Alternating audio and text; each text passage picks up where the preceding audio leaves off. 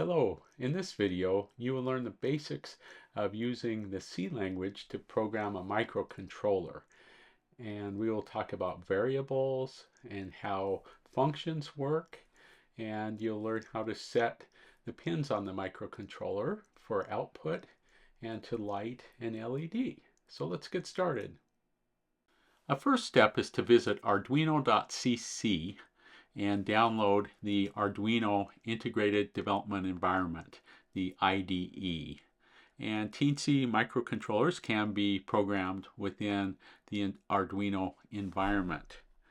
Once you've downloaded that app, run it and then visit the Preferences option and add the following link for additional Boards Manager URLs. And of course you could stop the video and make a note of that link, or better yet, just visit PJRC, the manufacturer of the Teensy microcontrollers, and copy that link from their instructions. Then click on the boards icon, search for Teensy, and you can install or remove the board from the IDE. Another step is to take a look at the Tools menu and make sure that you have your Teensy board selected. I happen to be using a Teensy LC for this demonstration, but any of the Teensy boards will work fine with little or no change to the code that we'll be talking about today. And then also take a look at the port and make sure you have a Teensy device listed on that port. And now we're ready to begin coding in the C language. To get started, let's get our bearings with what we're seeing in this default project that's created when you select File and New Sketch. And what you'll see are two functions. And a function really is just, if you will, a chunk of code that does something. Some functions, as in math, will return values, but in programming sometimes you just want to do things like turn an LED on or set the frequency of an oscillator or something like that. In this case, all of the Arduino and Teensy projects will start with these two functions that are listed here, and the function names, as you can see, are in kind of an orange-red. The first function is called setup, and that is called once at the start when your application first loads. And then the loop function, as the name implies, is called continuously as your program runs.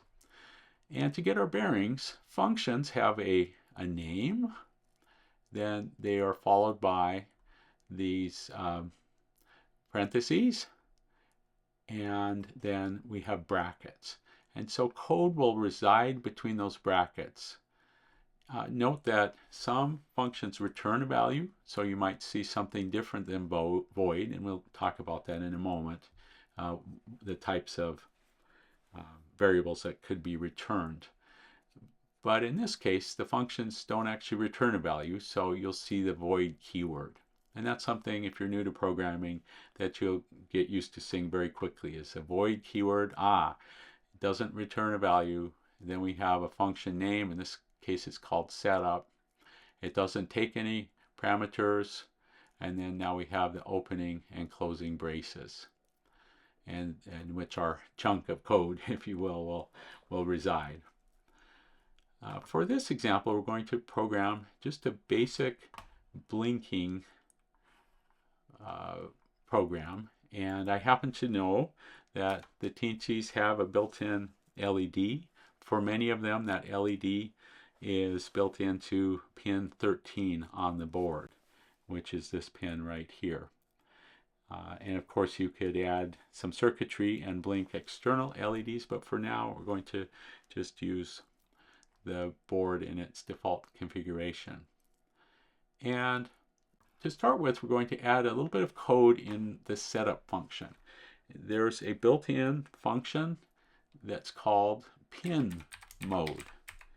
And a big part of programming, and a great part of programming, is that we will call functions that were written by other people to do certain things. And in this case, it's a built-in function that enables us to tell the teensy that we want to use one of the pins on the board in a certain way. Pin mode happens to take two numbers, the first of which is the number of the pin that we want to work with. And of course, these are all documented online. These are stock functions that you'll see a lot of when you're programming the teensy. And we'll use pin 13, so I'll just hard code the number 13 there, and we'll talk about a better way to do that in a moment. And then also, it will take some information representing what we want that pin to do. And in this case, it could be input or output. Those are two constants that are defined within the teensy and Arduino ecosystem. So we will type that, and now a semicolon. And that's something that to be aware of when you're programming in the C and C++ language, is that calling functions is always followed by a semicolon, and the same for using variables, which I'll demonstrate in a moment. So you'll just get in the habit of adding that semicolon on most of the lines. So what we have so far is when this application runs, the setup function will be called. It will call another function which will tell our teensy that pin 13 will be an output. Next, let's actually turn that LED on and off. And we'll start by calling another function called digital write. And we'll send it pin 13, and we'll say we want to turn that pin on. And this is another constant that's defined elsewhere, high and low. High means that the pin will output a voltage, 3.3 volts in this case.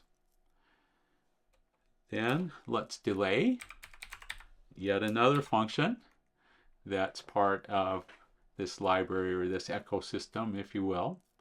And let's use a value of 500 milliseconds. So the delay function also takes a number, and it's the number of milliseconds, so half a second in this case. I'm going to copy that code just to save some time in typing. Now let's turn the LED off by saying low, and then we'll delay for another half a second. So once more, just to get our bearings, the setup function is called first. It configures our pin for output, and then the function just loops. The loop function turns the pin on, which should light the LED, waits for half a second, turns it off, waits for half a second. So we should see a blinking light that goes on and off every second. And so first I will click verify to make sure that the sketch, I don't have any typos or problems. So that seems to have worked, and now I can upload.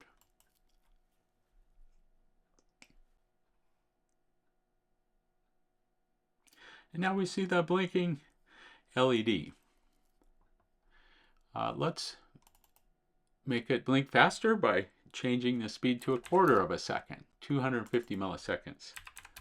And upload. And you'll see the speed is twice as fast. So this brings up an important programming concept, and that is it's generally a bad idea to hard code values. If you find yourself typing in specific numbers, especially in more than one place in your code, it will likely be a better choice to use a variable. So we go to the top of the sketch, and we'll create our first variable. And the way to do that is that we give the type of the variable. In this case, it's an integer, which uses the keyword int. Now we pick a name, and the name could be anything like delay time or my amount of delay or something like that. As long as you don't have spaces or some other forbidden characters, you can name your variables anything you want. So I will select delay time. And I'll set that to, let's do 100 milliseconds. And now I will just copy and paste that in the 2 points that we reference the amount of delay time. And the idea here is with complex sketches, you don't want to find yourself re-entering numbers just because you want to change how your sketch functions. Using a variable in this way enables you to make calculations or change a variable in a single spot. And I do also want to mention with variables something called scope. Like, where do those variables live?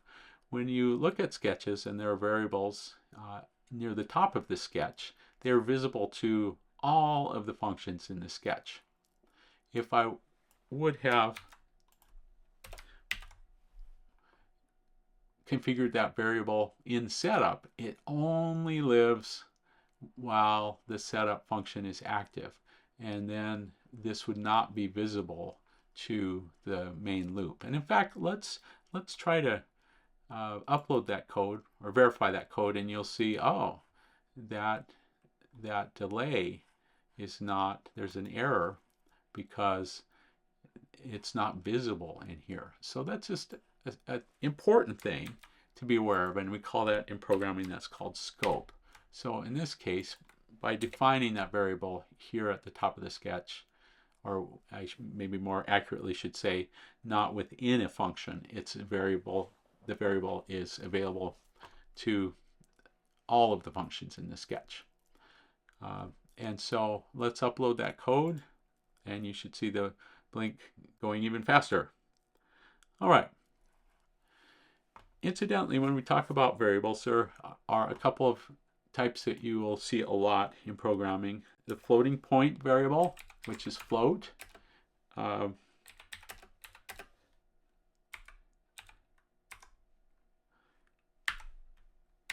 would be an example of a floating point number. Integers, of course, are just, they're positive or negative, but they're not fractional. Another one that I use an awful lot is a Boolean. And that would be, for example, if something, you want to keep track if something's on or off, you could say the on status equals false or true. So those are true or false variables. In any case, another improvement we could make is adding a constant. Not a big thing for a project like this, but when you're dealing with a lot of pins and using code and circuitry, it's a good idea, just for clarity and to save headaches later, to go ahead and use constants. A constant is essentially a number that's like a variable, but we know that the value won't change, which is the case for a pin assignment. So let's do that now and use the keyword constant. Constant. Here I will call this LED pin, and we'll assign that to the value 13. And this is a little bit old school, but sometimes you'll see capitals used for constants. But again, you could name that constant anything you want, my LED pin or something like that. So let's cut and paste that into the 3 places that I call the pin. And you can see, oh, the code is much clearer now that we have an LED pin for output, and then we're setting that on and off. And with complex sketches, that's a nice thing to do. Finally, let's have some fun with the variable. And the real fun is that about variables is that, well, you can change them. And in this case, we could use that variable to change the speed of the blink over time. So I'm going to reset our blink time back to 500, and we're going to add a little code down here, and we'll say delay time equals delay time, and why don't we subtract 25 milliseconds from the delay time. And what that will do is speed up the blink over time. Each time this loops, it will subtract 25 milliseconds from it. And now we need a little bit of code, some logic, because of course if this runs for very long, that number will soon turn into a negative, and of course we'll have problems trying to delay the program for a negative amount of time. And so this provides opportunity to show an if statement, which are used probably in every program you'll ever write. And if you just speak the syntax out loud, it will make sense. So if our delay time is less than or equal to 1, so this idea we're subtracting an amount from that variable. At some point it's going to approach 0, and when it gets to 1, let's go ahead and reset. So now we have opening and closing brackets, and let's set the delay time to its default value. Oh. And by the way, here's a good point to mention that we could add a comment to remind ourselves of what is happening.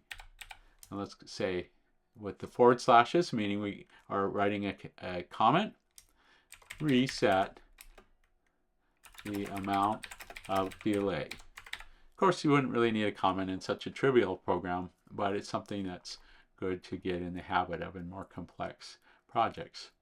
So to review, our setup function configures a pin for output. Our loop function turns the LED on and off for the amount of time that's specified in our variable. Then we subtract a few milliseconds from that variable, and we check to see when the variable gets down to 1 or some other arbitrary number, it will reset it, and then that whole process will repeat again. So this is called continuously. I do want to stress that the delay function is great for this kind of experimentation. It's not something you can really use when you are programming sequencers and synthesizers and so on, because it literally will stop the operation of the teensy. And there are more nuanced ways to get around that, which I describe in detail in my book. So let's go ahead and upload the code, and hopefully we'll see. Oh, and I have a typo evidently. Oh, and I see what it is. So that should have been constant integer. So constant int. You could have constants that are floating points, so const float, but in this case we want const int. And so let's try that again. So now you notice it's blinking slowly, but getting a little faster, a little faster, a little faster, and now it's back slow again. It has been reset.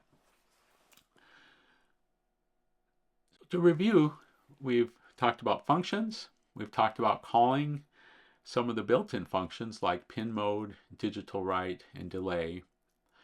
And then we've also talked about variables such as integers and floating points and constants, and then some basic logic such as using an if statement. And a good next step might be to see if you could code this little project to slowly get faster and then slowly get slower again. So in other words, let it speed up and slow down within code, and you could do that using additional if statements and perhaps a speed variable instead of hard coding a certain number that you want to subtract. I hope you found the video to be useful.